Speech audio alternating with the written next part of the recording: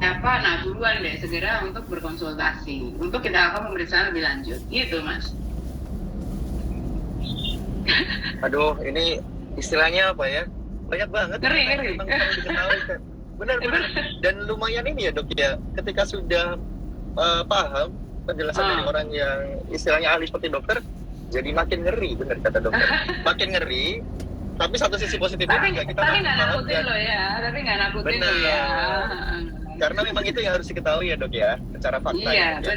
benar. Betul. Tapi kita jadi lebih aware istilahnya. Jadi yang belum terkena dan semoga tidak terkena, selalu sehat, ya kita bisa menjauhi hal tersebut gitu. Baik, nanti sahabat Rudia boleh lihat lagi ya tayangan ini karena pembahasannya banyak banget, seru banget. Thank you banget dokter Sinta.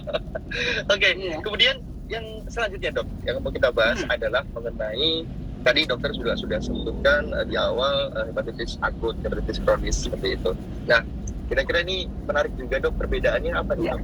Kalau bisa dijelaskan secara singkat tapi padat gitu, silakan dok. Benar. Oke.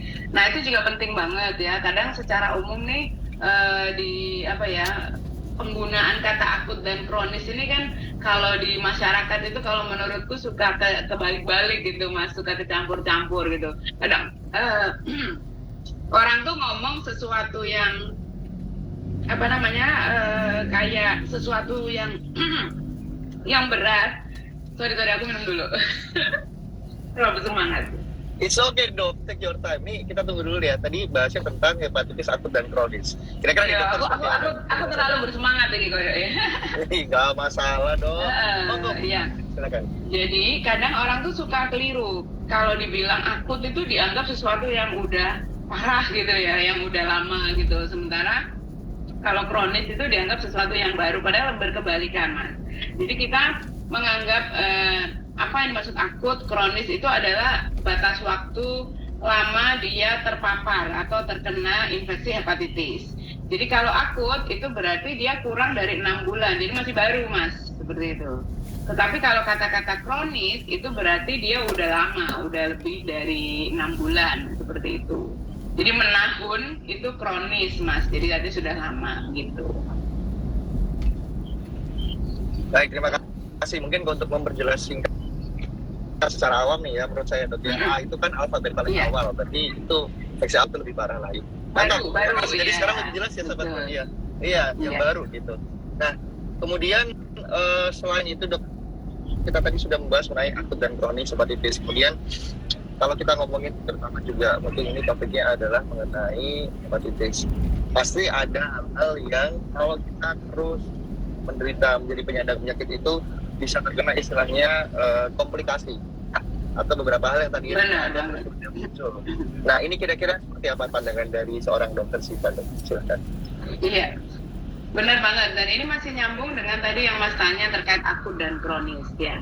Jadi kalau hepatitis yang akut Mas, jadi akut itu kan sifatnya baru ya, mungkin tampilannya dia bisa berat, tapi dia bisa sembuh sempurna. Nah itu ada pada hepatitis A Mas. Jadi orang kalau terkena hepatitis A nggak perlu khawatir, setelah selesai masa infeksinya dia akan sembuh total. Jadi dia tidak akan berubah menjadi kronis, dia tidak akan berubah menjadi menahun. Ya, walaupun tampilan dari hepatitis A itu menyeramkan. Menyeramkannya kenapa? Karena sampai mata kuning begitu Mas. Jadi dia demam, mual muntah, mata kuning, orangnya panik gitu kan ya. Biasanya itu sering ke dokter pada saat sebenarnya kalau dokter melihat ini udah mau sembuh nih. Tapi karena kuningnya itu ya dia takut ya. Nah, kalau hepatitis A yang sifatnya akut tadi itu biasanya jarang dia mengalami komplikasi atau istilahnya perburukan gejala ya, kecuali pada orang-orang tertentu yang dengan imun yang kurang bagus mungkin gitu ya Mas ya. Nah, beda dengan hepatitis B dan C. Nah, hepatitis B dan C ini dia sangat sering berkembang menjadi kronis. Bahkan fase akutnya, fase awalnya itu kadang kita nggak tahu Mas, karena tidak bergejalanya itu tadi. Gejalanya itu ringan banget, jadi bisa seperti orang flu, greges ya, demam, meriang ya, kayak batuk pilek singkat ya, tapi terus ya kayak nggak enak badan gitu aja, tapi terus udah nggak ada apa-apa. Itu masih bisa fase awal. Kemudian kita baru tahunya pada saat dia sudah berkembang menjadi kronik. Ya. Nah, apa yang terjadi kalau sampai fase kronik pun kadang kita nggak tahu. Ya. itu bisa terjadi yang namanya komplikasi tadi yang disampaikan seperti ceritaku di awal tadi terkait dengan pasien. Bisa saja karena dia sudah sekian lama dia menderita kronik dan dia nggak tahu, yang paling serem adalah dia jatuh dalam posisi kanker hati, Mas. Ya, itu tuh perjalanan lanjut dari hepatitis kronis. Dia akan berkembang menjadi kanker hati. Nah, kemudian dia juga bisa berkembang lagi menjadi namanya sirosis hati, Mas. Apa sih sirosis itu? Jadi sirosis itu hati yang mengkerut. Ya, kenapa mengkerut? Karena sekian lamanya itu tadi dia ada virus di situ yang ganggu, hatinya jadi mengkerut, dia menciut seperti itu, Mas. Nah, hati yang menciut itu dia nggak bisa dibalikin lagi, Mas. Nggak bisa dia dikembangkan lagi, gitu. Belum ada obat untuk yang mengubah hati yang mengkerut tadi, yang sudah mengalami fibrosis istilahnya ya, kalau bahasa kedokteran itu, untuk menjadi mengembang lagi dia nggak bisa. Nah, saat hati menciut akan timbul dampak-dampak yang lain. Yang pertama bisa terjadi karena menciut pembuluh darah kecepit, Mas, pembuluh darah yang ada di hati ya, dan itu kan termasuk pembuluh darah besar. Nah, saat pembuluh darah kecepit maka tubuh akan membuat jalur lain. Nah, itu luar biasanya tubuh kita ya, diciptakan oleh Allah Subhanahu wa taala ya, oleh Tuhan, bahwa saat satu jalur dihambat dia cari jalur lain. Nah, saat membuat jalur lain, which is jalurnya itu kan bukan jalur normal, maka akan timbul komplikasi. Yang pertama adanya varises di lambung atau di kerongkongan yang bikin orang kenapa kalau sakit liver parah itu dia bisa muntah darah, bener ya sih? Mungkin pernah tahu ya, jadi sampai dia muntah darah atau pupnya dia hitam seperti petis. Itu komplikasi yang pertama, perdarahan di saluran cerna.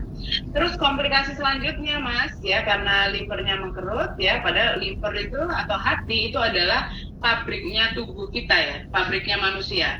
Jadi itu segala macam proses metabolisme, baik lemak, karbohidrat, protein, semua itu ada di liver.